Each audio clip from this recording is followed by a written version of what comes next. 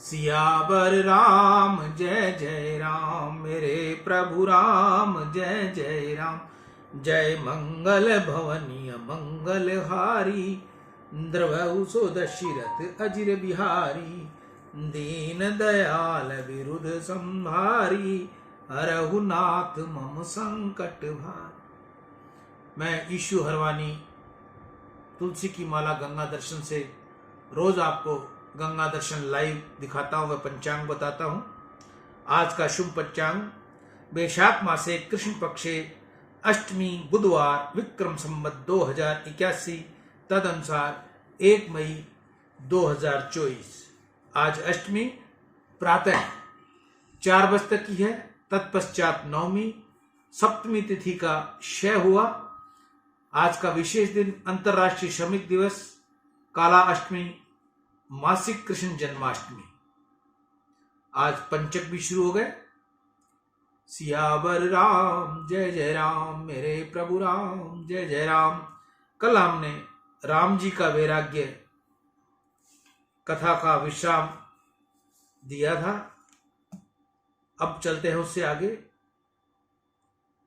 अज्ञान के कारण यौवन में अंधकार छा जाता है, मनुष्य तब अंधा हो जाता है।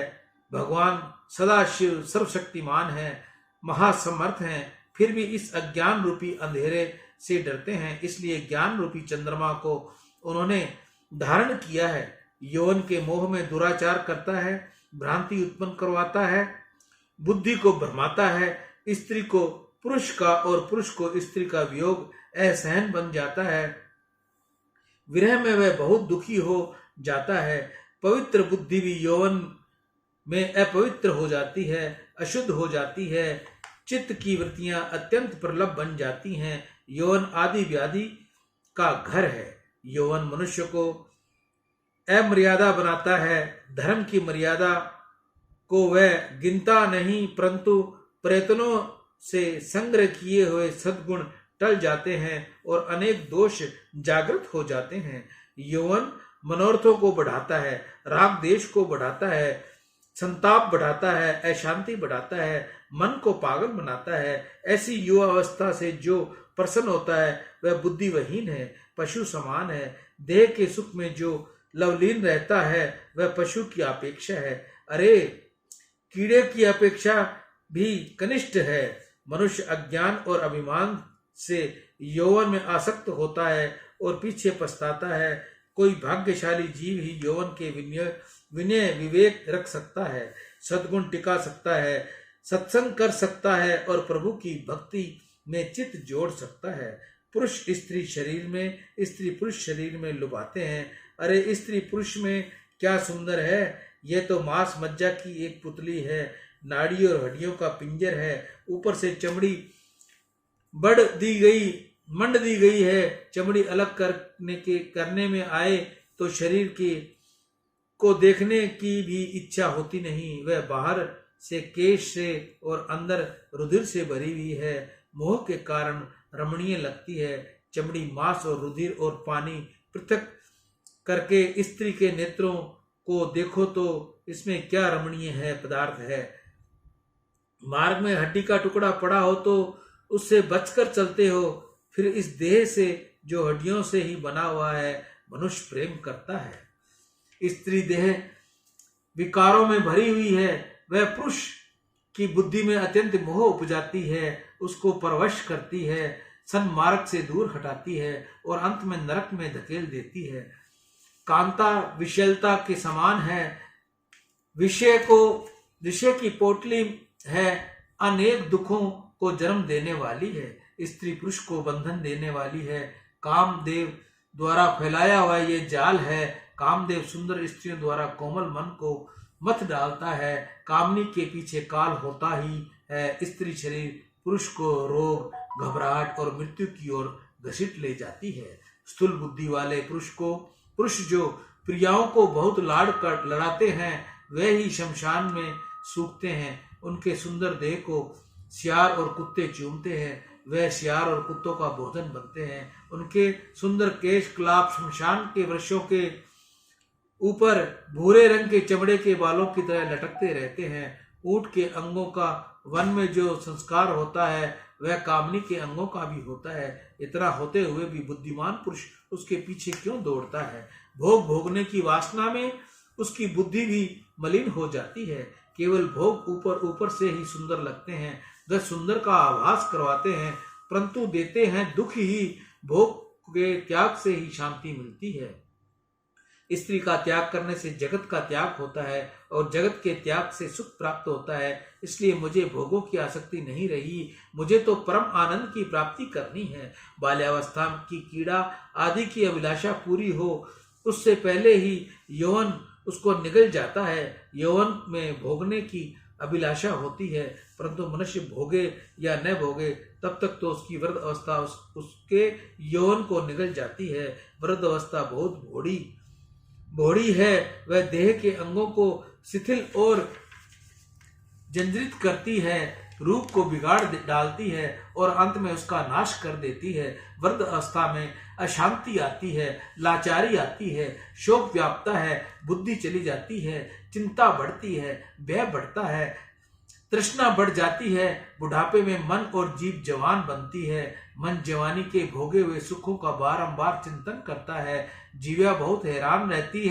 करती है, खाया व पचता नहीं, फिर भी खाने की बराबर इच्छा होती है। कफ बढ़ता है, पीड़ित करता है, रोग बढ़ता है। यमराज की छड़ी रोग और द्वेष से सेना मनुष्य को अतिशय पीड़ित करती है। काल छाती के ऊपर चढ़ बैठता है और उससे इंद्रियां क्रिया रहित बन जाती हैं। लोग हंसी उड़ाते हैं, कोई सेवा करता नहीं, घर वाले अपमान करते हैं और अयोग्य हुए बैल की तरह उसको छोड़ देते हैं। फिर भी मनुष्य को जीने की इच्छा रह जाती है। यह कैसी विडंबना है! काल किसी को छोड़ता नहीं। काल इस जगत में जन्मी हुई एक एक वस्तु का ग्रास बनाया जाता है। काल महासमर्थ है, जगत के सर्वत्र व्यापक है, वह अनंत ब्रह्मांड को भी निगल जाता है। काल इंद्र को चबा जाता है, यम को सपाटे में ले जाता है, भुवनों को भसका जाता है, पृथ्वी का प्रलय कर देता है, वह समुद्र को सुखा डालता है, तारों और सूर्य चंद्र को शून्य बना देता है, सिद्ध लोकों का भी नाश कर देता है। तो फिर पामर मनुष्य की क्या गिनती है? काल से कोई बच सकता नहीं। विद्वान अथवा अनपढ़, रूपवान अथवा कुरूप, धनपति अथवा दरिद्र, राजा अथवा रंक, पत्थर जैसा कठिन अथवा बाघ जैसा कुर, कोई भी काल की पकड़ से छूट सकता नहीं।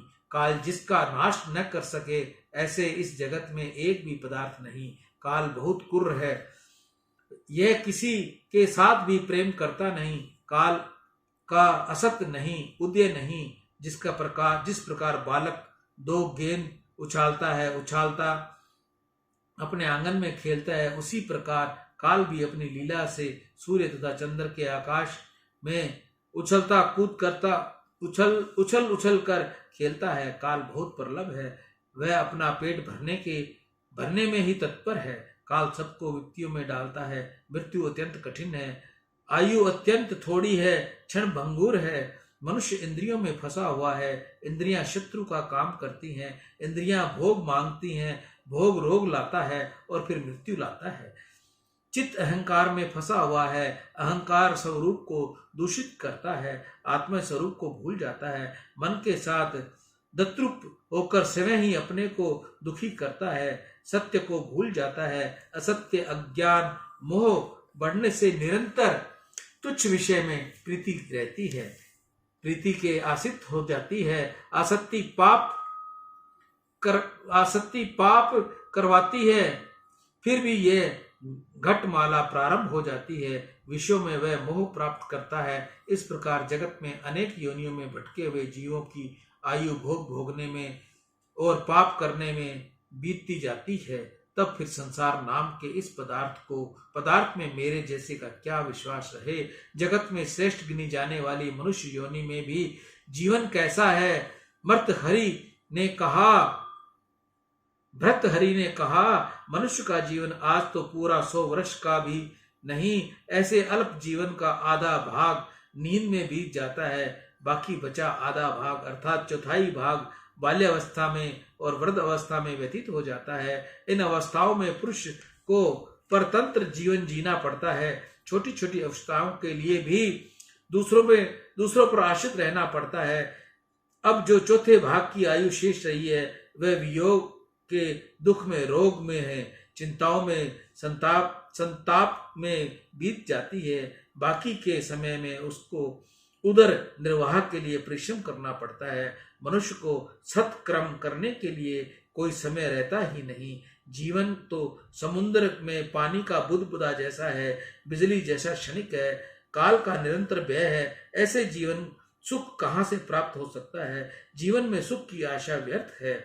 राम जी महाराज दशरथ जी से कहते हैं, पिताजी इस संसार में सुख कहाँ है, शांति कहाँ है? इस जगत का स्वरूप ऊपर ऊपर से मनमोहक है, परंतु परिणाम में अत्यंत अप्रिय है। मानव इंद्रियों का गुलाम बन जाता है और इंद्रियां इसको गड्ढे में डाल देती हैं। कोई भी क्रिया करो, इसके परिणाम में तो कलेश ही शेष रहता है। जगत का संबंध मनुष्य को मीठा लगता है, परंतु अंत काल में वह काम आता नहीं। स्त्री, पुरुष, मित्र आदि सबका व्यवहार रूपी माया है, जिस किसी भी प्रकार सबका सहज में एक स्थान पर एकत्रीकरण हो गया है। यात्रा में किसी तीर्थ में मनुष्य का कोई मेला हुआ हो, उसी के समान यह भी मिलन मेला है। मेला पूर्ण होने पर सब बिखर जाता है, कोई किसी के साथ जाता नहीं है, सबका अकेला ही जाना पड़ता है। अरे जिसको अपना ही स्वरूप माना और जीवन भर जिसका खूब यत्न किया, वह देह भी साथ जाती नहीं, और पीछे तो छोड़ी गई देह को भी घर से बाहर निकालने की सभी शीघ्रता करते हैं। जल्दी करो, नहीं तो वजन बढ़ जाएगा। जिस देह के साथ निरंतर प्रेम किया, उसी देह पर पत्नी भी छोड़ देना पड़ता है। इस जगत का सर्व संबंध झूठा है, कोई किसी के काम आता नहीं। फिर भी मनुष्य समझता है कि समस्त जीवों में और मेरे की हाय हाय से ऊंचा उठता नहीं। यह मेरी स्त्री, यह मेरा पुत्र, यह मेरा धन संपत्ति, यह मेरा घर, वह मेरे पशु। इस रीति से मनुष्य का जीवन मेरा मेरा करने में ही जाता है।